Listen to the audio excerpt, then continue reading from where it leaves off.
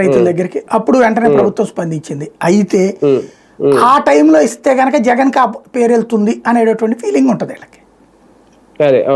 సహజంగా జరుగుతుంది ఆ ఫీలింగ్. అలాగని ఇవ్వకపోతే జనం ఊరుకుంటారా? కాబట్టి రేపు వచ్చిన తర్వాత ఇస్తానంటాడు. మేబీ రేపు వచ్చిన తర్వాత ఇస్తాడు కూడా. ఇంతకుముందు ఇచ్చాడట 2014-19 మధ్యలో ఏదైతే తను చెప్పాడో అట్లాంటి తను వచ్చాక ఇచ్చాడు కొన్ని. అట్లాంటివి చెప్పడం అనమాట అంతే. అంటే అధికారంలోకి వచ్చిన తర్వాత ఇవ్వడం వేరు.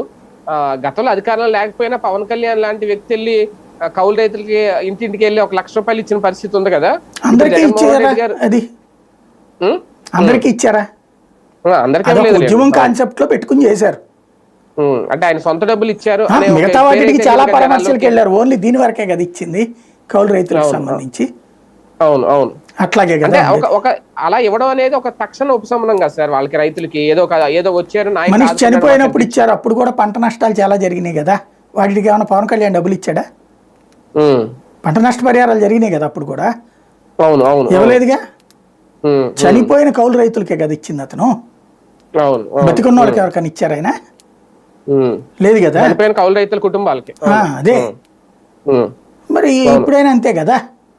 అదే అదే అది కూడా ఎప్పుడు చివరిలో ఎలక్షన్స్ ముందే కదా ఇచ్చింది.